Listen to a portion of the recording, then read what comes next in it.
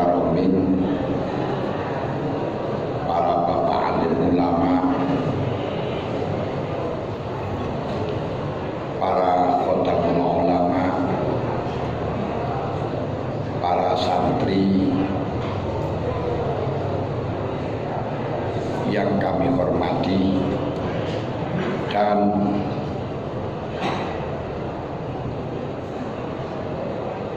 para aktivis Fathul Masail, khususnya anak tamatan Ma'had Ali yang kami hormati. Alhamdulillah, pada malam ini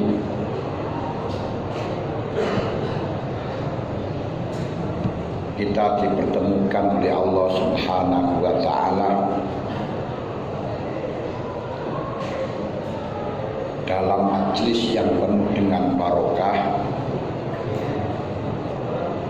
dalam majlis yang penuh dengan kemanfaatan, dalam majlis yang insya Allah telah mendapat ridho dari Allah. Kita bisa berdiskusi, kita bisa bertemu, kita bisa bermuajahah, kita bisa bermudzakarah dengan thalabul ilmi, dengan Fathul Masail yang sudah tentu mengandung tikrar. Mudah-mudahan pertemuan kita pada malam hari ini betul-betul mendapatkan ridho dari Allah Subhanahu wa Ta'ala. Pertemuan kita dalam Fathul Masail untuk berbicara ilmu ini adalah hakikatul jihad. Hakikatul jihad. Abu Darda radhiyallahu anhu mengatakan, man ro'a anal huduwa ila talabil ilmi laisa bi jihadin faqad naqasa fi ra'yihi wa aqlihi fadilatat ta'lim. Barang siapa berpendapat bahwa orang mencari ilmu itu bukan termasuk jihad, maka dia termasuk orang yang gagal paham di dalam fadilatul ta'lim, fadilah mengajarkan. Makanya ini disebut dengan jihad. Abu Darda juga mengatakan, la'an hata'allama mas'alatan habba ilayya min qiyami lailatin. Saya belajar satu masalah, bisa merumuskan satu masalah, lebih suka daripada sholat satu malam suntuk. Karena sholat itu ibadah yang maksuroh, ibadah yang qasiroh, yang hanya dimiliki sendiri. Tapi untuk belajar ilmu, ibadah yang mutaaddi. Bahkan Sayyidina Umar radhiyallahu anhu mengatakan, mautu alfi abidin qaimil lail shaimin nahar ahwan min mauti alimin basyirin bihalalillahi wa harami. Matinya 1000 orang yang ahli ibadah, kalau malam tahajud dan kalau siang berpuasa, ini lebih ringan untuk masyarakat dibandingkan matinya orang satu yang ahli Fathul Masail, yang ngerti tentang apa yang dihalalkan oleh Allah dan apa yang diharamkan oleh Allah. Karenanya kita harus senang, kita harus bersyukur kepada Allah bahwa kita dijadikan orang yang thalabul ilmi, jadikan orang yang ditakdirkan mencari ilmu.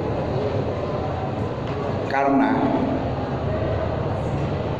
banyak orang yang ingin menjadi orang mempunyai anak, mempunyai menantu yang benar-benar ahli ilmu, betul-betul dari pesantren, tapi nggak keturutan. Tapi alhamdulillah kita semuanya ditakdirkan oleh Allah untuk menjadi orang yang ditakdirkan oleh Allah menjadi thalabul ilmi. Ini yang perlu kita syukuri. Namun para hadirin, para teman-teman yang kami hormati, tadi sudah disampaikan banyak oleh Bapak Mudir kita, Bapak Mudir kita, tentang pentingnya Batul Masail. Bahkan saya sendiri berangkat kemarin hari Ahad, pulang sekarang, belum ke rumah. Ini karena hobi dengan Batul Masail. Kalau tidak hobi Batul Masail, maaf, saya datang dari Blitar ke Pondok Sarang itu 7 jam. Di sana hanya bertemu hanya berapa jam. Tadi malam jam 8 sampai, terus bahas sampai jam 11, terus pagi bahas lagi jam 12, terus pulang. Hanya sedikit. PP itu sudah 13 jam. Tapi saya lalui karena hobi. Satu, kalau nggak hobi, ya nggak akan berangkat. Kalau nggak hobi, nggak tahu manfaatnya, nggak tahu masalahnya, sudah jadi keputusan suruh baca saja nggak mau. Tapi kalau sudah hobi, kadung senang, kadung merasakan ladabnya, bisa merumuskan masalah sampai habis ratusan juta dilalui. Namun para hadirin, para teman-teman yang kami hormati, yang perlu kita pahami sekarang ini sebagaimana yang diminta oleh panitia, bahwa sudah lama kita ngaji di sini, sudah belajar ngaji, sudah bisa Batul Masail. Tapi untuk merasakan, untuk menjalankan ilmu yang kita dapatkan itu tidak cukup dengan hanya mengaji. Tidak cukup dengan hanya mengaji saja. Ibaratnya orang ngaji itu seperti supir. Wong nyupir itu kalau untuk teori memajukan, memundurkan, membelokkan itu bisa. Sedikit sebentar saja bisa, tapi untuk tahu jarak, tahu arah, tahu apa itu namanya bisa jaga jarak, apa itu namanya bisa mengetahui tentang kiro-kiro. Ilmu kiro-kiro ini pas enggaknya itu tidak bisa dengan cara bisa menyupir saja, tapi harus kita belajar terus-menerus sampai menjadi melekat, sampai menjadi hafal. Ini pas opora. Nah, terus kita mengarahkan ini cukup opora, itu tidak bisa. Kita cuma bisa memajukan atau memundurkan saja, tapi harus dengan latihan terus-menerus.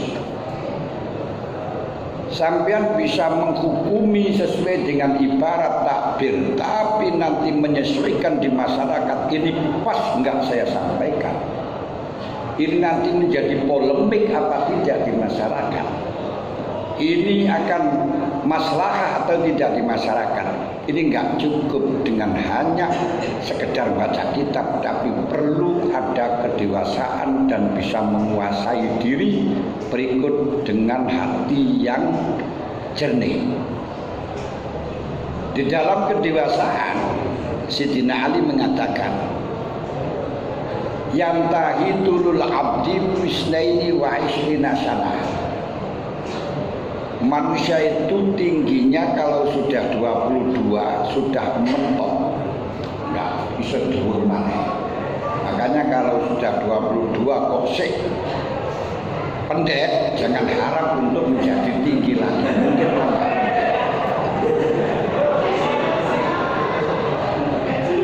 Wayat lagi akluhu bisamanin wa isrina sanah. Kedewasaan seseorang bisa imbang antara emosional dengan rasional itu kalau sudah mencapai usia 28. Ketika belum usia 28, antara emosional dengan rasional ini masih dikuasai emosional. Keputusan itu emosional. Saya ingat pada waktu saya masih sanawiyah, saya disuruh ngaji di rumah. Saya ngaji 2 tahun saja. Dan hawanya itu paling kerasnya tidak karuan karena waktu itu saya Fathul Mu'in masih agak apal. Terus dalam apa itu namanya Alfiyah masih hangat. Kalau begitu orang salah langsung saya jeblas itu. Terus pada waktu bisa kelas 3 Al-Sanawiyah pas bulan puasa itu ditimbali Mbak Yai Idris. Saya ditimbali Mbak Yai Idris, saya kagum dengan insting keenamnya Mbak Yai Idris, dengan firasatnya Mbak Yai Idris yang luar biasa. Ini memang betul yajibu ala syekh ayat tafarrosa fil murid. Guru itu harus punya firasat di dalam murid. Rupanya Mbak Yai itu tahu kalau saya kalau ngaji itu bagaimana tuh tahu. Saya ditimbali sih, anak-anak kamu bacakan kitab Bidayatul Hidayah. Saya kaget. Nah Yai pun ngaji Bidayatul Hidayah, wis salah. Wacana Bidayatul Hidayah.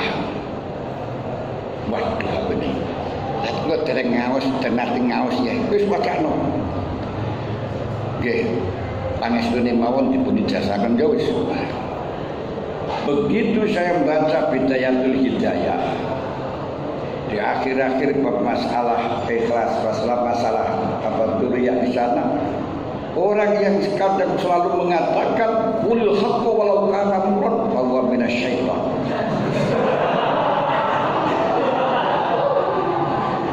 Kadang-kadang kita katakan itu kebenaran, walaupun pahit, itu adalah bisikan setan. Saya menangis waktu dibuka, Masya Allah. Sehingga saya menerangkan kitab Bidayah itu seperti saya lancar sekali dan membaca hati saya, kebusukan hati saya. Oh, ini cara kiai saya memberi pelajaran atau mengajarkan kepada saya, membaikkan hati saya dengan cara taklim, dengan cara mengajar. Mereka belajar tamat itu kon belajar dewi gak mau. Gak angel banget, kalau mutolakkan nggak ada dorongan sulit.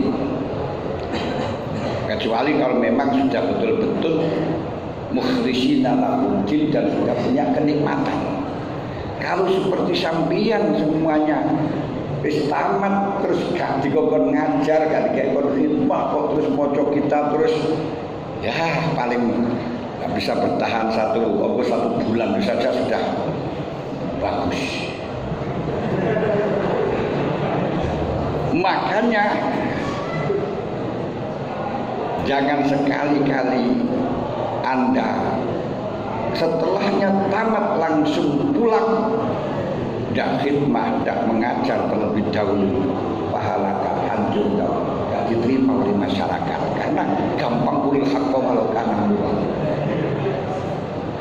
Sehingga setelahnya itu saya tidak berani pulang. Setiap puasa gak berani pulang, khawatir disuruh ngaji. Loh kenapa waktu dulu kok berani ngaji, tapi setelahnya saya aliyah sampai tamat gak berani ngaji setelahnya saya sudah kembali. Loh kenapa? Kalau Batul Masail saya mulai kelas 2 sanawiyah sudah biasa, tapi ternyata mengeterapkan di masyarakat belum bisa. Karena nopo saya katakan tadi lek nyupir lek ngelbokno ngetokno nginget iso, tapi untuk jaga jarak, untuk apa itu namanya mengira-ngira ini pas atau tidak itu nggak bisa kecuali ada kedewasaan satu, kedua latihan. Nah, kedewasaan itu apa? Gini komang, manusia itu bisa dikatakan dewasa, akalnya itu bisa menguasai nafsunya, rasionalnya menguasai emosionalnya, itu minimal usianya 28. Mulanya ojo sampai 28, belum 28 kok rabi wis angkarat kali.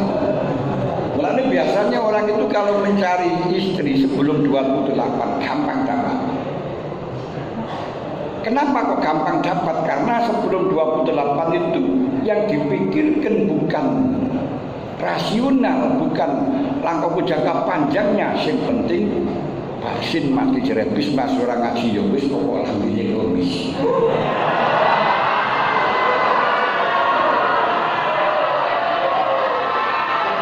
Lha niku lek sedurung 28 ora pertimbangan pokok ayu awake seneng. Tapi nanti setelahnya 28 sulit mencari istri.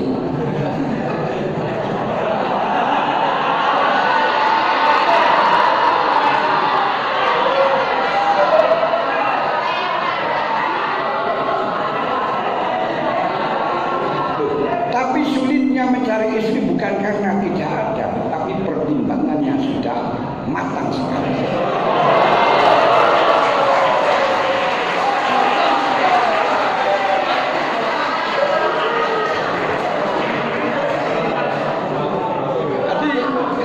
Berpikirnya itu bukan hanya karena cantiknya, bukan karena nafsunya, tapi memikirkan jangka panjangnya. Kalau nggak percaya ya betul.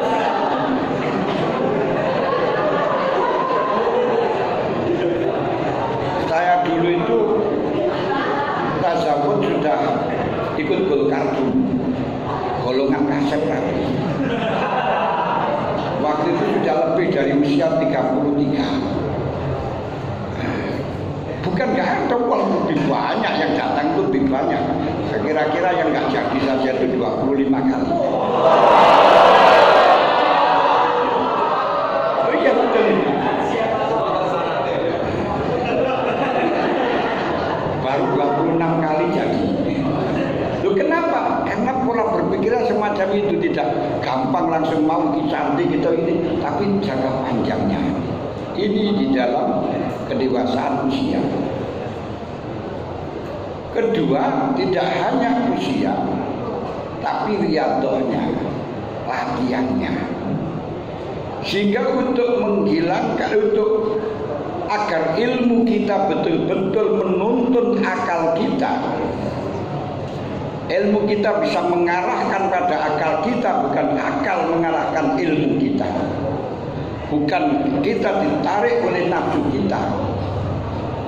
Itu membutuhkan riyadhah terlebih dahulu. Karena kalau kita tidak riyadhah, maka ilmu yang kita dapatkan bukan malah justru mendekatkan diri kepada Allah, melainkan akan menambah kesombongan kita terhadap orang lain. Mulai sudah saya sampaikan tadi, ketika saya masih muda, tanya apa saja saya jawab insya Allah. Pokok yang penting gak tekor kali beras tak jawab. Sombongnya semacam itu sudah biasa, karena ilmu ini kalau tidak didasari dengan riyadhah akan menjadi bekal untuk mutakabbarun bih, sombong. Karena orang itu sombong, ini disebabkan karena merasa dirinya bisa, karena merasa dirinya punya kemampuan, Karena dirinya merasa punya keagungan disebabkan sifat yang disandangnya. Sifat yang disandang yang digunakan untuk sombong itu kembali kepada dua hal, yaitu siji dunyawiyun, kedua diniyun. Untuk diniyun yang disombongkan ada dua, satu amal, dua ilmu. Makanya orang itu kadang amalnya banyak, ahli maca Quran, tapi sombongnya luar biasa. Ini kenapa? Ini tak omongi sing kula pengalaman. Kedua ilmu. Kalau di dalam dunia kesombongan itu ada 5. Lah apa 5 siji nasab? Kira nasab itu bisa membantu. Kalau nasab itu bisa membantu, bisa menyelamatkan, tentunya putra Nabi Nuh juga akan selamat. Kedua, jamal, ganteng, gagah, cantik. Ini juga bisa digunakan sebagai alat untuk sombong. Lah aku ganteng, gampang. Ketiga, kuat, punya kekuatan. Dia itu punya otot karat balung mesin, ditembak laka-laka, di bedil misli, itu urusan dulu. Makanya kata-kata wong dukun, wong sing jaduk, wong sombong. Karena digunakan memang itu jadi mutakabbar bi. Keempat, kasratul ansor, banyak anak buahnya. Ketika punya santri akeh, ki malah jadi sombong. Aku lebih kiai, santri bisa bilang-bilang. Dianggap kalau punya santri itu bisa menjamin selamat dunia akhirat. Kalau gitu mestinya Barsiso yang santrinya 60.000 bisa terbang, semuanya mesti selamat. Padahal sekarang sak dunia itu enak punya santri 60.000 apalagi bisa terbang. Ya ini nggak bisa terbang. Lulai Barsiso yang santrinya 60.000 bisa terbang semuanya ternyata gak selamat. Kiai yang gak bisa terbang lebih bisa gak selamat. Nih. Yang keenam, sugi, yaitu mal, punya harta yang banyak. Orang yang punya harta yang banyak, orang yang punya harta yang berlimpah, ini juga akan bisa menjadikan sebagai alat untuk kesombongan. Nih, yang terakhir ini pangkat. Ini juga bisa digunakan. Wah, aku ini DPR, wah aku ini pengurus NU, wah aku ini pengurus LBM.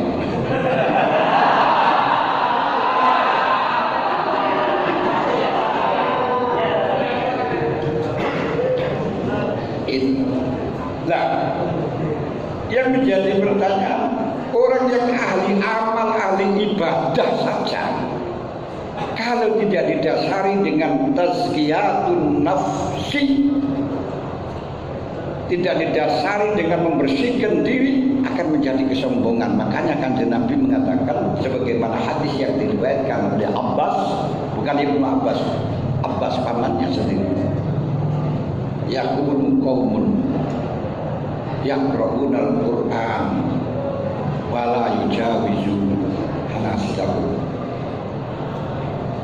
Ada kaum yang di situ selalu baca Quran tapi tidak sampai pada kolom menjinging. Udah jajan di hati, nang kolom menjinging gak iso papal. Banyak dilakoni ayat piro, baris piro, apa? Tapi nggak bisa masuk dalam hati. Lah, gak bisa meresapi. Wa yaquluna man aqra'u minna. Dia mengatakan selalu baca Quran, siapa yang ahli baca di sini, yang bisa baca Quran seperti ini, yang apa seperti saya di sini, enggak ada. Man a'lamu minna, siapa yang lebih ngalim daripada saya? Loh, ini dewe Kanjeng Nabi. Summa tafata ila ashabi, kemudian Rasulullah itu noleh nang sahabat. Haulai minkum hadiya ayyuhal umam, iya golonganmu. Bolongmu itu lah. Haulai hum waqudun nar. Mereka itu bukan masuk neraka, tapi dari menjadi ubu-ubi neraka. Kayak ubu-ubi neraka. Jadi bukan dibakar di neraka, tidak, tapi malah justru menjadi pembakar neraka. Ini nomor loro ilmu. Nah, ketika kita tidak bisa membersihkan hati kita dulu dengan cara riyadhah, maka yang terjadi di dalam hati kita adalah kesombongan. Imam Ghazali mengatakan, fa'ingkulta lima la yakunu aliman mutakabiran wa zada ilmu zada kibruhu. Kenapa orang alim kok bisa sombong? Kenapa tambah ilmunya kok bisa tambah sombongnya? Bahkan Rasulullah mengatakan afadul ulama al-khayara, bahaya di wong alim itu engkres. Bahaya di wong alim itu adalah kemelelet. Kemelelet itu yang sombong, menyombongkan diri. Kenapa bisa semacam itu? Imam Ghazali mengatakan orang alim bisa sombong karena dua hal, dua sebab. Sebab yang dipelajari pertama adalah laisa ilman hakikiyah, bukan ilmu hakiki. Laisa ilman dinian wa in sammahun nas ilman dinian. Yang dipelajari bukan ilmu agama. Pada walaupun menungso niku ngarani ilmu agama, contohnya ilmu fikih. Sampai pinter batu masail tok niku guru pinter fikih tok. Niku fikih niku laisa min amal min ilal ilmi, tapi termasuk golongan ilmu dunya. Jadi lah karena kok ilmu hakiki itu adalah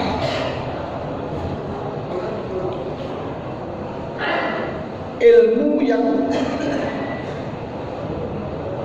yang sulu bihi ma'rifatu nafsi, ilmu yang untuk mengenalkan dirimu siapa.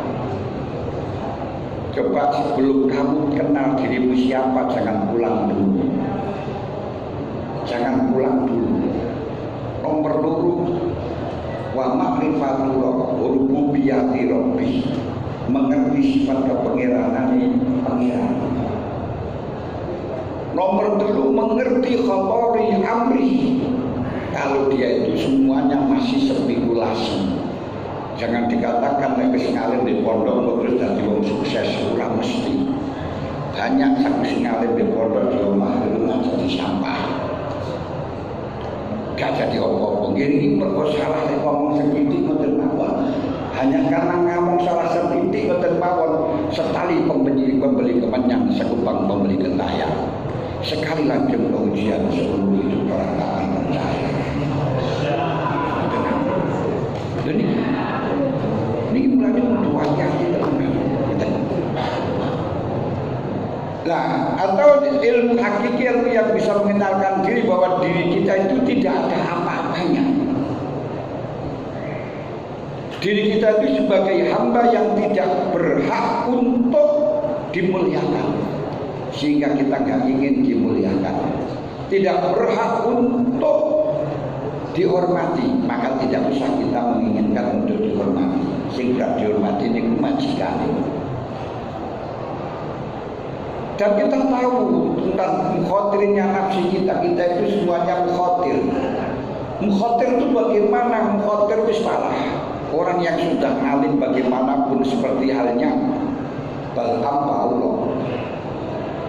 Ini punya sudah tahu tentang sirrinya Asmaul Husna. Sirrinya ayatul min ayatillah, sehingga oleh Allah dikatakan wad'u alaihi naba'alladzi atainahu ayatina salah minha kama sabuluka masalil kalbi tahmil aliyal askal tatrul yang as itu balam bin Allah. Pak Allah, lah kenapa kok bisa gini? Hatinya kotor. Padahal dia itu sudah tahu sirinya asma Allah, tidak pernah namanya doanya itu ditolak sedikit pun tidak pernah. Padahal sampeyan Asmaul Husna saja wis ngapal. Wajib pakai bolak-balik jenenge pengiran itu ora hafal. Jadi itu tidak masuk akal. Kalau nggak hafal, kamu tidak akan pernah bisa mengetahui bahwa perbuatanmu itu adalah perbuatan Allah. Makanya hafal karena Asmaul Husna. Sehingga kalau kamu menjadi sakit, madorot, harus tahu Allah. Kalau kamu bisa manfaati atau beri kemanfaatan oleh orang lain, apa? An-nafi. Kalau kamu dimuliakan Allah, lihatlah Al-Mu'izz. Ketika kamu diasarkan oleh Allah, lihatlah Al-Mudhil. Kalau nggak apa bisa. Nah ini perlu riyadhah untuk mengetahui bahwa kita itu asal. Nah ilmu yang seperti ini oleh Imam Ghazali juga disebut dengan ilmu din. Ilmu din itu apa? Ini belum mau penelitian begini. Yang dimaksud dengan ilmu din di sini adalah wa inna manani bi ilmi tariqil akhirah al ilmu bi kaifiyati tashkili hadhil mir'ati an hadhil khaba'is allati yaqija anillah. Ilmu akhirat itu ilmu sing hakiki, ilmu akhirat, ilmu din itu adalah ilmu yang untuk mengetahui jalannya akhirat, atau ilmu yang bisa mengetahui caranya kita menghilangkan kaca kita dari beberapa reget yang bisa menghalang-halangi kepada Allah. Nah, yang menghalang-halangi kepada Allah itu bagaimana? Ketika kamu selalu muncul, itu nanti Allah hilang. Oh, ini orang tak ulangi raiso, hilang Allah. Ini namanya kamu dapat hijab dengan dirimu sendiri. Kalau bukan saya yang membantu, gak akan pernah bisa. Ini hilang Allah. Karena kehalang-halangan dirimu sendiri. Orang tak ragu, raiso api, hilang Allah. Nah ini cara Fathur Rahman gampang untuk mengetahui apa itu namanya mengenal Allah itu seperti halnya gue dulu perawan sing arep dirapen, perawan sing dipengin, tapi perawan biyen iki perawan saya. Lah perawan niku lek dulu dipengin, lek perawan sing dipengin niku lek sampean inceng dhek ngalih, lek sampean ngalih dhek inceng. Incengen kuwi mejeng dhek ngalih isin. Tapi kalau kamu pindah, kamu ngalih, dia akan nginceng kamu. Gusti Allah ya ngono. Kalau kamu nampak ini saya, Gusti Allah hilang. Tapi kalau kamu hilang, ini bukan saya. Siapa? Allah. Yang mengajar bukan saya. Siapa? Allah. Allah akan hilang. Inilah yang disebut dengan ilmu akhirah, menghilangkan hijab kita dari diri kita, melalui mengetahui tentang diri kita. Karena yang dipelajari itu bukan ilmu akhirah yang semacam itu, akhirnya dengan ngaji ilmu mujadalah, ilmu debatan, kok akhirnya jadi sombong. Ini salah. Kedua,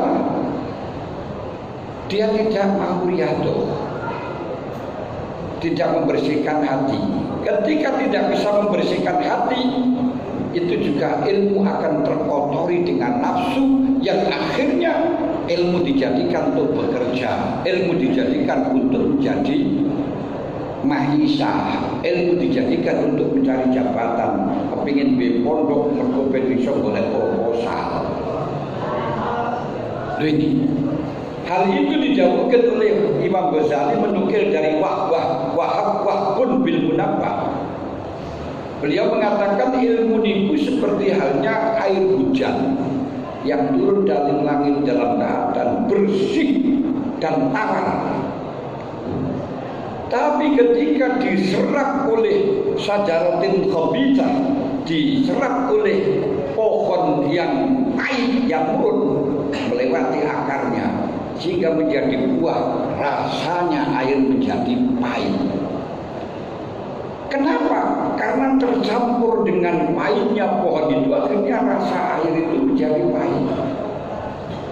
Padahal aslinya air itu adalah bening, air itu sofian, bersih, air itu halwan, tawar. Ini bisa menjadi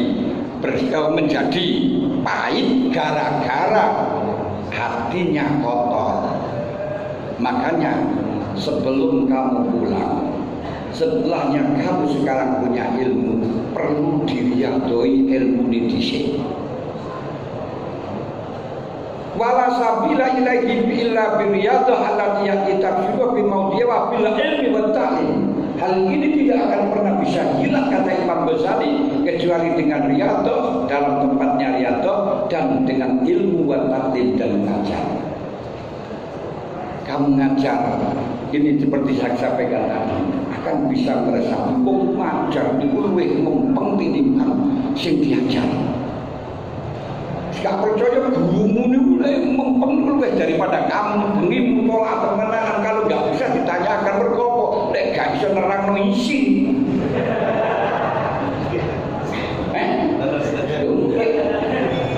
Makanya zaman belajar itu termasuk zaman mengajar itu belajar kedua kali yang lebih memperdalam.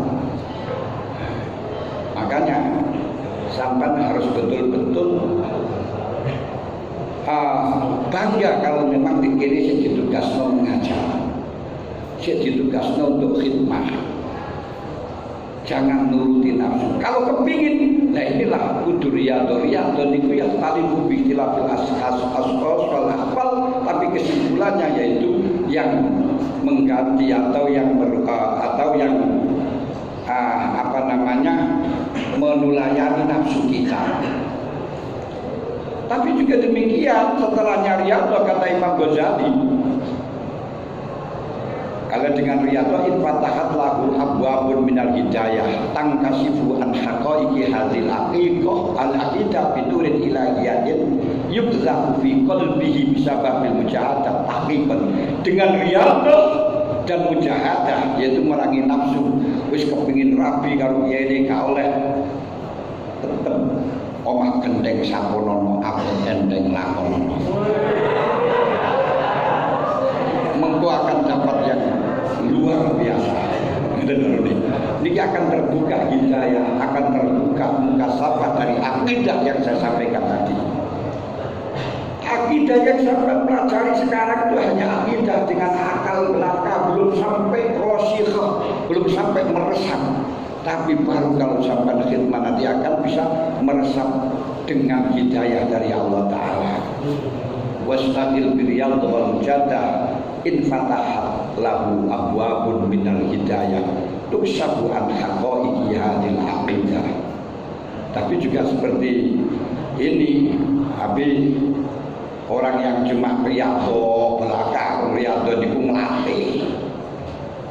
Lek riyadhah terus gak mulih-mulih gak itu padha karo duwe binatang dilatih terus gak tau ditumpaki, ora iso ono kene faedahe kecuali hanya selamat dari nafsu saja, tapi gak ada gunane. Iki padha karo wis riyadhah nang pondok terus ora gelem mulih, lek rasane dia malah gak ono gunane.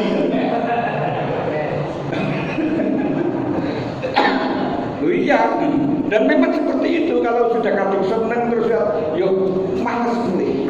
Saya dulu juga suara-suara mulai, tapi kalau disambling kalau dia ini berangkat juga ya enak ini ya.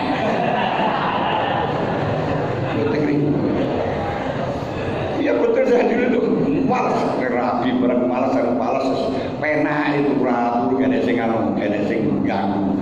Tapi salahnya di balik dia ini ya. Yesus itu rumah genteng saponono kabeh genteng lakonono. Kalau cuma riyadhah saja manis tagola lalu umri sigolo isi kok riyadhah sampai terus riyadhah sampai sepanjang usia nang pondok ae kamanis tagola umri bidabah beriadot ya walam yarkam kaya ngelatih hayawan terus tapi gak tau ditumpah fala yastabidu minha illal khalas bil hal yo terus nang aku gak bisa selamat sampean gak ono faedahe kecuali hanya selamat tok. Berarti lah sampean ya tetep dia tuh khidmah tapi ojo terus-terusan nang kene gak mulai regenerasi. Ini penting tapi jangan langsung pulang. Ini penting. Lah, riyadhah tadi itu bagaimana? Sudahlah, kalau tadi dikatakan kiai dan yang tafarrasu bil murid pasti akan mengerti. Makanya sampean mondok koyo ngeten digawe mulang. Niki padha karo sampean duwe pondok. Imam Ghazali dawuhaken fa innal ajiz anil jihad fi safil qital yang bagi ayyasyal qauma wa yatahadda dawaban. Lek sampeyan kira-kira karo kiai ini suruh dianggap iso krono ora iso jihad, urung buat jihad di dalam barisan perang ya cukup ngarit ae.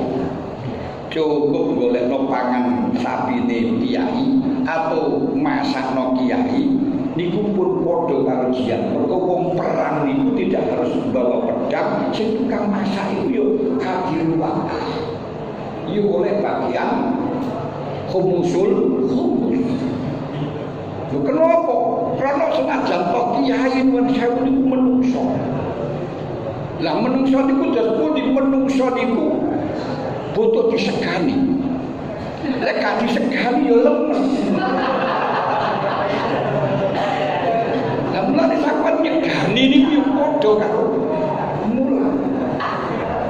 Makanya ketika panjenengan itu nanti gak dikon mulang kok dadi keamanan. Loh, ya tetep ini krono lek gak diamanke pondok iki yo bahaya. Kok digawe tukang masak yo perlu santune kata sekali yo lemes. Lek wong sing jogging jaduk ditembak lakak-lakak dibedil listrik niku pamane nek gak disegani yo bangsa jarane siap mati jajal yo digawe mangan kaliren. Mulane lek ora iso sampean melok perang nggawa pedang ya sudah bagian tukang masak. Saya pun dolen tukang masak. Lah sing mulang baca Inggris. Tapi sudah karena saya membantu beliau mengajar biar lah umpama gak masakno lah umpama kasih masak dhewe terus ngarit dhewe kasih do mulang lha ora padha kanjane niku. Lah liusara yaumul qiyamati bi zumratihim wa ta'amahum barakatuhum wa in kana la yablugu darajatahum supaya barokahnya beliau niku merembet dhateng kula panjenengan. Lah kapan barokah itu? Nanti panjenengan akan lihat. Wis salah sak goblok-gobloke ngono wis dadi guru. Yakin boleh bojo kamu. Orang ini kurang dengar wah sama guru Lirboyo wah jadi luar biasa. Loh saya orang percaya begini.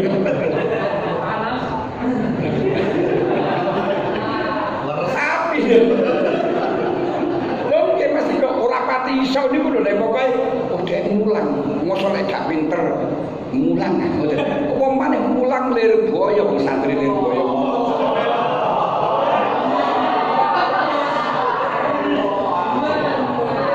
Tapi tidak nono wong tamat kok Lirboyo. Apa maneh gak tamat? Mulih. Padahal gak ono kajian rapi langsung mulih, gak laku. Sapirang-pirang. Ini tak cerita ini pengalaman saya. Kawan saya yang belum laku itu akeh mas. Taman Lirboyo. Kenapa? Gak manut dia. Orang gelem khidmah langsung mulai kelandang-landang. Karena apa? Boleh modal rabi. Ya malah gak oleh apa. Gak usah anda pakai persiapan rabi. Gak usah persiapan. Biar urusan ini ya. Loh, saya dulu juga mau rabi nih, ditimbali hari Senin terus takat susah minggu waduh.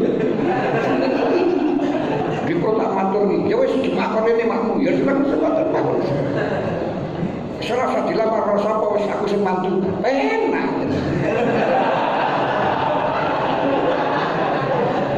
Manut ya.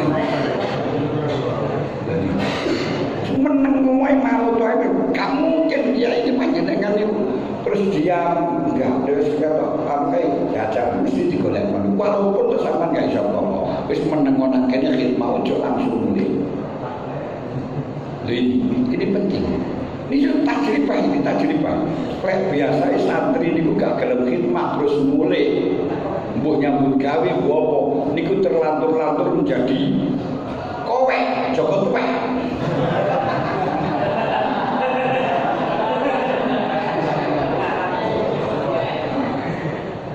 Kalau gak percaya datang tempat saya yang anak-anak alumni masih banyak sekarang yang masih ngaji, kadang-kadang saya masih kasihan bolehnya ya uang lagi kena opo tamat lirik boyo. Jadi ini makanya coba Anda renungkan untuk khidmat dulu, disabarkan dulu, ojo pisan-pisan aku mulai wis boleh modal, golek modal rapi sesuk lek wis rapi duit ora usah karena modal bisa diprogramkan. Dan ketika nanti pulang betul-betul pulang, jangan sampai Anda tidak berjuang, jangan sampai punya angan-angan saya berjuang kalau sudah punya modal biar gak tomat, gak akan pernah bisa. Aku lagi sukses ya berjuang, akhirnya sukses itu bisa diilang, bisa diprogramkan, gak bisa. Bisa diprogram, ya sudah. Saya ini berjuang. Terus aku tak rewangi wong tuamu niku gak direwangi, pokok sampean gak ngriwuki niku wis untung.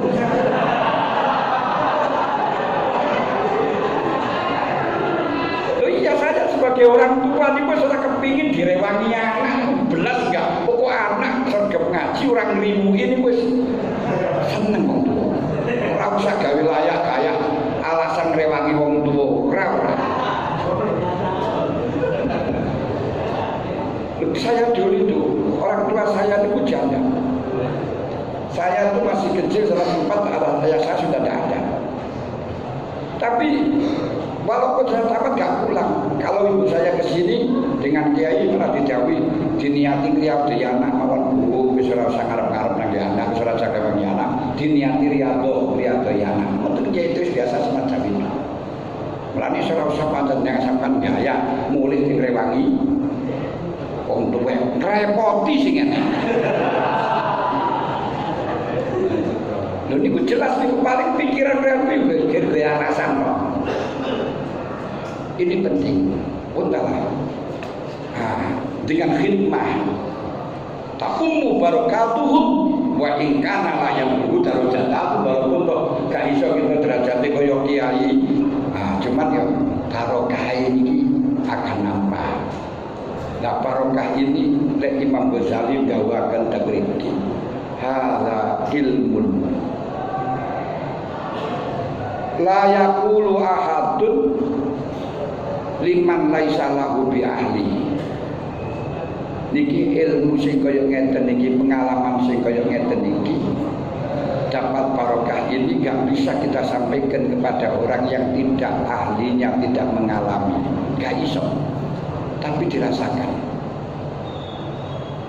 Saya tidak ada lain kalau pengemampuan menurut saya itu gak pernah ngaji mas, gak pernah ngaji. Saya ngaji khatam itu majelis surat taufik dan Mbak Idris. Mohon maaf katanya mulai betul bareng di khatam mau disini. Guru surat taufik dong. Tapi kalau barokah Mbak Idris, barokah kiai dengan barokah mengajar. Di antaranya saya dulu pernah ngaji kitab Ihya ke Mbah Manap Petu sebelum puasa. Itu dapat seperempat. Tapi saya pinjam kitabnya karena saya nggak pernah punya kitab. Akhirnya sekarang ya diambil orangnya dan sebenarnya oleh orangnya nggak dipakai sama sekali karena dia itu sekarang tukang golek aku tukang tebu dan mawon. Nggak pernah ngaji jadi ya saya nggak nggak usah saya tanyakan adalah waktu itu saya pulang pas apa itu namanya akan puasa. Lepas ketemu Mbak Yai, si dalam Yai, lale awakmu ngaji nang kono terus mari ngono cah-cah sing ngaji sapa sih?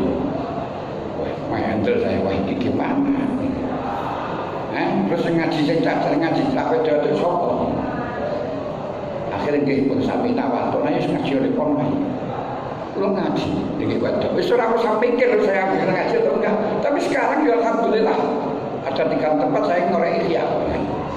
Juga pernah ngaji. Dan ini baru nih. Ya dengan orang yang tetap di kota macam ini ya. Jadi kita apa? Oh ini baru kayak Mbak Yai Idris saya nggak boleh ngaji. Bukan nggak boleh ngaji ya, tapi diperintahkan khidmat untuk usia anak-anak. Akhirnya saya ini gimana rasa ngocok, rasa ngaji malah dikongkon ngaji. Setelahnya kan ngaji akhirnya mikir betul kan? Ya pula ya paling tambah mumpung. Mulanya katakan guru itu lebih mumpung daripada murid. Ini loh pentingnya sampai khidmah mengikuti ajaran pesantren. Mergo niki pemaneh lek sampean iki sik nang kene iku kae tamat. Niku jenenge ilmune niku koyo-koyo sik panas, sik anget. Cara sego niku lek panas, niku lek dipangan. Ora marakno wareg, ora marakno sehat, malah justru marakno lara weteng. Marakno lara weteng mulane demen dhisik, didem. Lah klepon kula pun kadung gadah pitungan dos pundi ya khidmah dhisik sampai mbayai rido. Nah, sampai mbayai rido. Yakin kita harus percaya dengan firasatnya, dengan insting keenamnya para masyayikh kita, pada guru kita termasuk Mbak Yai Anwar. Mengkulon niku nikilah sing diarani ilmu sing saya sampaikan barokah niku dawuh Kanjeng Nabi, inna minal ilmi ka hayatil maknun la ya'lamu illa ahlul ma'rifatillah. Kalau ilmu sing kaya dene perkara sing disimpen yang tahu hanya ahlul ma'rifatillah. Fa idza nataqa bilam yajhalu illa ahlul ibtirar. Kalau dia mengatakan paling sing mengatakan bodoh yo hanya orang-orang kebujuk, orang-orang yang berbudi dunia. Kalau tak bodoh dia akan menerima. Napa niku jenenge instingnya ya apa? Saya tuh heran. Mulane perlunya kita mutaba'ah, perlunya kita manut. Saya itu ya dalam waktu napa niku namanya pengalaman kula. Saya pulang terus karena saya sebelum pulang itu sudah masuk dalam pengurus wilayah, sehingga dengan pengurus cabang itu sudah kenal semua. Nah, akhirnya datang langsung menjadi katil di Belintang, langsung cabang. Kemudian terus ikut di wilayah, terus ikut di PB, sehingga saya ngaji di rumah ini kedodoran. Saya ingin sekali untuk istiqomah. Saya ingin jauhnya Mbak Yai Anwar, saya untuk istiqomah. Ternyata belum keluar. Saya ingat waktu adik saya, bapaknya Apoh itu adik saya. Nah, itu juga ikut dalamnya Mbak Yai Anwar. Dulu nanti partai, nanti NU sering belegong-belegong, santrinya habis. Nah, terus dengan Yai Anwar didatangi. Nah, karena saya bilangi gak manut, kok saat tingkat ini angel didatangi. Terus Yai Anwar langsung rawuh mriko. Ora usah ngurusi NU, ora usah ngurusi partai, ngaji wae. Santri mulang kabeh pokok tinggal ya. Nah, terus waktu saya datang ketemu Mbak Yai Anwar di sini, terus adilmu wis anteng sampun ya alhamdulillah. Ya mau ngaji lagi desa menuai nek wis ora usah ditinggali, santri ditinggali ora kerasan. Lalu saya matur, ada sekunci jalan biaya. Pada waktu apa itu namanya pilihan NU yang kemarin itu saya dapat 100%, tapi Dewi Anwar Aziz udah dikurung di Blitar, saya dibutuhkan Allah. Akhirnya saya nggak bisa terpilih jadi rois 100%, tapi ada sertifikat semacam itu saya nggak mau, karena ya samina patokna.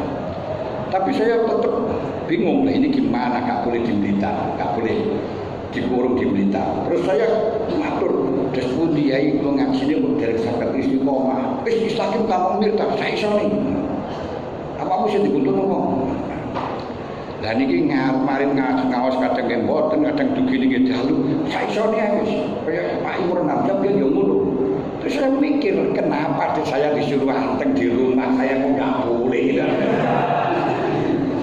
Saya mikir, saya mengharapkan kalau ya saya pernah mau ngaji, semuanya kegiatan akan saya hentikan, saya akan konsentrasi ngaji. Tapi saya melakukan semacam ini semuanya hanya karena beliau, karena perintah atau mengikuti pada beliau. Kenapa? Sebab kalau sampai tidak mengikuti pada beliau, kiamat. Saya ingat ketika saya dipanggil untuk kawin dengan awal untuk tasawuf, saya waktu Senin terus malam Selasa saya pulang bilang pada ibu saya, kata ibu saya, kamu bilang pada pamanmu kalau boleh ya berangkat, kalau tidak. Saya bilang pada paman, langsung marah paman. Manut jadi opong. Padha karo opak di PP di pirang-pirang tahun tak udan karena apa-apa. Manut ya. Ya manut jenengan kaya ya langsung jadi dulu. Jadi kalau dari kiainya wis ora usah mikir ora sapa. Lah panjenengan kok sampean dikongkon khidmah, kok alasan kate ngene-ngene wis ora usah. Itu malah nanti hilang barokah. Ini penting. Jadi kalau kiai itu mesti tugasnya pun sami nawa atau nah. Ya nanti kita kalau sudah lama, sudah ini kita punya alasan bisa dengar rapi, tapi itu langsung tidak ada. Ini penting. Ini sedikit untuk apa itu namanya spirit kita untuk khidmah yang jelas, yaitu sampean khidmah nang pondok senajan tok dadi keamanan, senajan tok dadi tukang sapu, senajan tok gak mulang, itu sama dengan yang mengajar. Mergo nek saya katakan tadi, wong perang niku ora kudu sing nggawa pedang, ora sing kudu nggawa bedil, sing tukang masak, sing tukang ngobati, tukang ngaritno. Napa niku carane niku nggih padha karo perang, dan itu nanti juga akan mendapatkan bagian kumus karena termasuk man hadhara fil dan ini penting. Hadirin yang kami hormati, rasanya nggak etis kalau saya terus berbicara nanti waktu masanya nggak jadi. Ini pun jam 12:30. Lah saya minta dahulu itu karena tadi itu saya agak ngantuk.